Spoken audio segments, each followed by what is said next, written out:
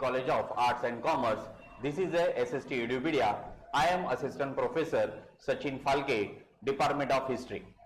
नमस्कार विद्यार्थी मित्रांनो, आज आपण SYBA सेमिस्टर 3 च्या history paper number 2 landmark in the world history म्हणजेच जगाच्या इतिहासातील महत्त्वाचे टप्पे या विषयातील अत्यंत महत्त्वाचा एक घटक आज आपण इथे अभ्यासणार आहोत.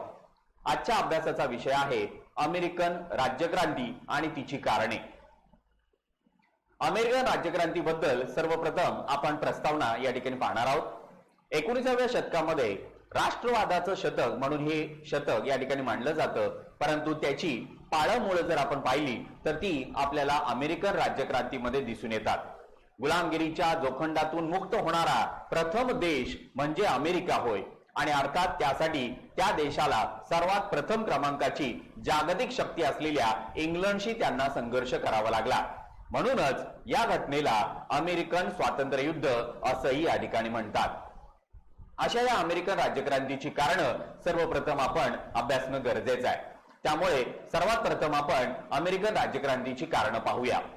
अमेरिकन राज्यक्रांतीचं पहिलं आणि अत्यंत महत्त्वाचं कारण सांगितलं जातं ते म्हणजे इंग्लंडचा स्वार्थी दृष्टिकोन. अमेरिकेत वसाहती स्थापन करण्यात इंग्रज व्यापाऱ्यांचा पुढाकार असल्याने त्यामागे व्यापारी हेतू या ठिकाणी स्पष्टच होता. आपल्या मालासाठी इंग्लंडला बाहेरील जगात बाजारपेठा या ठिकाणी हव्या होत्या. शिवाय त्याचबरोबर आपल्या उद्योग व्यवसायाकरिता देखील कच्चा माल पाहिजे होता. अमेरिकेत वसाहती स्थापन करण्यामागील मूळ हेतू हा व्यापारी आर्थिक स्वरूपाचा असल्याने या वसाहतींपासून आपल्याला जास्तीत जास्त लाभ मिळेल तसेच इंग्लंडचं धोरण या ठिकाणी होतं. या स्वार्थी धोरणामुळे इंग्लंडने वसाहतींवर निर्बंध लादण्यास सुरुवात केली आणि इंग्लंडच्या मालाची स्पर्धा करणाऱ्या अमेरिकन मालावर देखील अनेक निर्बंध घातले. इंग्लंडच्या या स्वार्थी दृष्टिकोनामुळे वसाहतींमध्ये अस्वस्थता वाढण्यास सुरुवात झाली. यानंतर अमेरिकन राज्यक्रांतीचं अत्यंत महत्त्वाचं आणि दुसरं कारण सांगितलं जातं ते म्हणजे अमेरिकन संस्कृतीचा उदय. पाश्चात्य यांच्या आगमनामुळं अमेरिकेतील वसाहतींमध्ये विविध जमातींची सरमिसळ या ठिकाणी झालेली होती. मूळ रहिवासी असणारे रेड इंडियन्स आणि त्यांच्याशिवाय इंग्रज, फ्रेंच, स्पॅनिश, डच असे विविध वंशाचे, विविध राष्ट्रीयत्व असणारे, विविध भाषा बोलणारे लोक एकत्र राहत होते.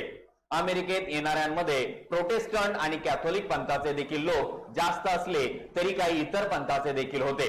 विविध वंशाचे, जमातींचे, भाषांचे लोक अमेरिकेत कायमस्वरूपी स्थायिक झालेले असल्या कारणामुळे त्यातून अमेरिकन समाजाचा व संस्कृतीचा उदय या ठिकाणी झालेला आपल्याला दिसून येतो. या नव्या संस्कृतीतील युरोपातील जुन्या प्रदेशांचं आकर्षण या ठिकाणी राहिलेलं नाही आणि त्यातूनच इंग्लंड आणि अमेरिकन वसाहतींमधील दुरावा या ठिकाणी दिवसेंदिवस वाढतच गेला. यानंतर अमेरिकन राज्यक्रांतीचं तिसरं कारण सांगितलं जातं ते म्हणजे इंग्लंडचे अत्याचारी कर आणि कायदे. अमेरिकन 13 वसाहतींबद्दल इंग्लंडचा दृष्टिकोन हा शुद्ध स्वार्थी होता. यात इंग्लंडची भरभराट करण्यासाठी अमेरिकेची लूट करणं हा हेतू या ठिकाणी दडलेला होता. त्यामुळे इंग्लंडने वसाहतींवर अनेक अत्याचारी कर आणि कायदे लादून वसाहतींची प्रचंड पिळवणूक केली. इंग्लंडने आपल्या व्यापारी फायद्यासाठी अनेकदा नौकानयनावरचे कायदे या ठिकाणी वसाहतींवर लादले आणि त्यानुसार वसाहतींमधील इंग्लंडमध्ये पाठवावयाचा आयात निर्यात होणारा इंग्लंडच्या जहाजातून निर्यात करावा, तसेच आणि वसाहतींनी युरोपीय देशातील परस्पर आयात केल्यास त्यांच्यावर जबर जकात कर या ठिकाणी त्यांनी बसवली. म्हणजे नौकानयनासारखे कर, त्याचबरोबर वेगवेगळ्या प्रकारचे आयात निर्यातीवरचे कर सुद्धा इंग्लंडने अमेरिकन वसाहतींवर बसवलेले आपल्याला दिसून येतात. इसवी सन 1699 मध्ये इंग्लंडच्या संसदेने या ठिकाणी नौकानयन, त्याचबरोबर लोकरी वस्त्र सुद्धा कायदा यासारखे कायदे केले आणि इसवी सन 1764 मध्ये वसाहतींनी कागदी चलन वापरण्यास त्यांना मनाई केली. याच वर्षी शुगर ऍक्ट नावाचा देखील कायदा संमत करण्यात आला. त्यानुसार साखरेवर देखील कर लावला गेला आणि तसे 1765 मध्ये अत्यंत जाचक असे या ठिकाणी स्टॅम्प ऍक्ट सारखा इंग्लंडने कायदा देखील केला. त्यानुसार वसाहतींमधील शासकीय परवाने, करारनामे, मृत्यूपत्रे, त्याचबरोबर वर्तमानपत्रे, जाहिरात पत्रके अशा महत्वाच्या कागदपत्रांवर देखील मोठ्या प्रमाणावर कर लादण्यात आले. या कायद्यामुळे लोकांच्या स्वातंत्र्यावर गदा आली आणि या सततच्या अत्याचारी कायद्यांना कंटाळलेले अमेरिकन लोक इंग्लंड विरुद्धच्या संघर्षासाठी बाहेर पडू लागले. यानंतर चौथं कारण सांगितलं जातं ते म्हणजे वसाहतींना मिळालेला राजकीय आणि लष्करी अनुभव. इंग्लंडच्या ताब्यात असलेल्या 13 वसाहतींमध्ये प्रत्येक वसाहतींवर इंग्लंडच्या राजाकडून गव्हर्नर नियुक्त केला जाईल आणि त्याच्या मदतीसाठी एक प्रतिनिधी मंडळ देखील होतं. त्यातील प्रतिनिधींची निवड जनतेतर्फे होत असे. आपल्या वसाहतींसाठी कायदा करण्याचा हक्क त्या प्रतिनिधी मंडळाला होता. अशा प्रकारे वसाहतींना अंतर्गत कारभाराचं स्वातंत्र्य असलं तरी त्यावर अंतिम सत्ता मात्र इंग्लंडच्या राजाची चालत होती. या व्यवस्थेमुळे अमेरिकन वसाहतींनी राजकीय आणि प्रशासकीय सत्तेचा अनुभव होता आणि इंग्लंडच्या नियंत्रणातून मुक्त होऊन आपल्या वसाहतींचा स्वतंत्रपणे कारभार चालवला पाहिजे ही प्रबळ इच्छा त्यांच्या मनात निर्माण होत गेली. पाचवं आणि अत्यंत महत्वाचं कारण सांगितलं जातं अमेरिकन राज्यक्रांतीचं ते म्हणजे ना प्रतिनिधी ना कर. इंग्लंडने वसाहतींवर 1765 मध्ये स्टॅम्प ऍक्ट लादल्यानंतर या कायद्याविरुद्ध असंतोषाचं वातावरण निर्माण झालं आणि वसाहतीतील सर्व व्यापाऱ्यांनी निषेध व्यक्त केला. हे वादळ सर्वच वसाहतीत पसरलं असल्या कारणामुळे सर्व वसाहतींनी या कायद्याला एकत्रित विरोध दर्शवण्यासाठी न्यूयॉर्क येथे एक परिषद भरवण्यात आली. या परिषदेत वसाहतींवर कर लादण्याचा ब्रिटिश संसदेला अधिकार नाही असं घोषित करण्यात आलं. ब्रिटिश संसदेत आमचे प्रतिनिधी नसल्याने अशा संसदेचा कायदा आमच्यावर बंधनकारक नाही अशी भूमिका वसाहतवाल्यांनी घेतली. यालाच ना प्रतिनिधी ना कर अशी घोषणा असं म्हणतात. वसाहतींच्या या भूमिकेमुळे व्यापाऱ्यांनी स्टॅम्पची अंमलबजावणी करण्यास नकार दिला आणि अनेक ठिकाणी दंगली उसळल्या. व्यापार ठप्प झाला. ब्रिटिश मालावर बहिष्कार टाकल्याने इंग्लंडचा नुकसान होऊ लागलं आणि कारण आम्ही इंग्लंडला 1766 मध्ये स्टॅम्प ऍक्ट रद्द करावा लागला आणि या विजयामुळे वसाहतींनी सर्वच कायदे रद्द करण्याची या ठिकाणी मागणी केली. सहावं आणि अत्यंत महत्वाचं कारण सांगितलं जातं ते म्हणजे बोस्टन टी पार्टी. या ठिकाणी स्टॅम्प ऍक्ट विरोधी चळवळ यशस्वी झाली असली तरी इंग्लंडने माघार घेतली नव्हती. इंग्लंडचा अर्थमंत्री टाउनशेड यांनी वसाहतीतील काच, शिसे, रंग, कागद, चहा या वस्तूंवर सुद्धा कर लावले.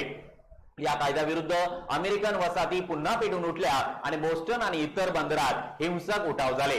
परिणामी 1770 मध्ये एक टाउनशेड कायदा रद्द झाला आणि त्यातील चहावरील कर मात्र कायम ठेवला गेला. एवढेच नव्हे तर ईस्ट इंडिया कंपनीला भारतातून सरळ अमेरिकन वसाहती चहा पाठवण्याचा अधिकार दिला गेला. त्यामुळे या ठिकाणी वसाहतीतील रहिवासी खवळले आणि त्यांनी चहावरील कायद्याला या ठिकाणी विरोध दर्शवला. अशा वातावरणात बोस्टन बंदरामध्ये चहाने भरलेली ब्रिटिश जहाजे दाखल झाली. हे समजताच आंदोलकांनी 16 डिसेंबर 1773 रोजी रेड इंडियनच्या पोशाखात जहाजावर प्रवेश केला आणि त्यातील चहाच्या 342 पेट्या समुद्रात फेकून दिल्या.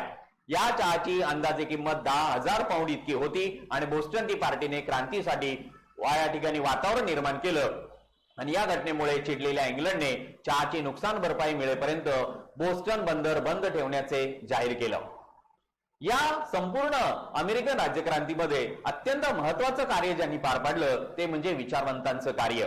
त्यामुळे हे सातवं कारण देखील अत्यंत महत्वाचं सांगितलं जातं. अमेरिकन स्वातंत्र्य युद्धाची पार्श्वभूमी निर्माण होण्यामागे Benjamin Franklin, Thomas pen, Thomas Jefferson या विचारवंतांचं किंवा बुद्धिवंतांचं मार्गदर्शन खूप महत्वाचं लाभलं.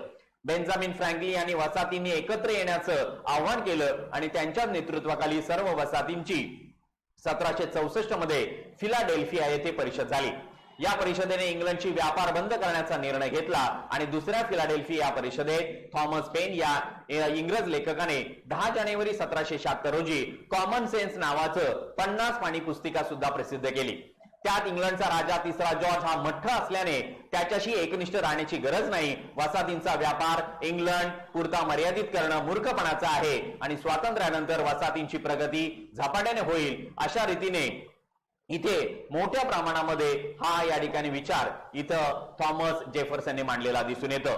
त्याचबरोबर अमेरिकन वसाहतीतील राज्य या ठिकाणी आपण करू शकतो हे देखील या ठिकाणी विश्वास वसाहतींमधल्या विचारवंतांनी लोकांमध्ये निर्माण केला. त्याचबरोबर अल्पावधीतच या पुस्तकाच्या 1,00,000 प्रती या ठिकाणी खपल्या गेल्या आणि अशा रीतीने अमेरिकन लोकांमध्ये क्रांतीसाठी पोषक वातावरण निर्माण झालं. शेवटचं आणि आठवं आणि महत्वाचं कारण, ज्याला आपण तत्कालीन कारण असं म्हणतो, ते म्हणजे इंग्लंडचे पंतप्रधान लॉर्ड नॉर्थनने वसाहतीमधील असंतोष कमी करण्यासाठी आणि इंग्लंडचे वर्चस्व कायम ठेवण्यासाठी 1775 मध्ये घोषित केलं की वसाहतींना संरक्षणाचा वाटा स्वतःहून दिला तर वेगळे कर बसवले जाणार नाहीत. परंतु वसाहतींनी ही तडजोड फेटाळून लावली आणि यात सुमारास मॅन्चेस्टेट्स वसाहतीमधील कॅनकॉर्ड येथे वसाहतवाल्यांनी मोठा शस्त्रसाठा केल्याचं कळताच ब्रिटिश सेनापती थॉमस गेज यांनी सेनानी स्मिथ यांच्या नेतृत्वाखाली 700 सैनिकांची तुकडी तो शस्त्रसाठा नष्ट करण्यासाठी या ठिकाणी पाठवली. परंतु मध्येच लेविंगस्टन येथे अमेरिकन वसाहत क्रांतीवीरांनी या फौजेला अडवलं आणि त्यावेळी झालेल्या संघर्षात 8 क्रांतिकारी ठार झाले. या घटनेने अमेरिकन क्रांती या ठिकाणी सुरू झाली किंवा अमेरिकन राज्यक्रांतीची सुरुवात झाली असं म्हटलं जातं. अशा रीतीने आज आपण अमेरिकन राज्यक्रांती आणि अमेरिकन राज्यक्रांतीची कारणे आपण सविस्तररित्या पाहिली. धन्यवाद.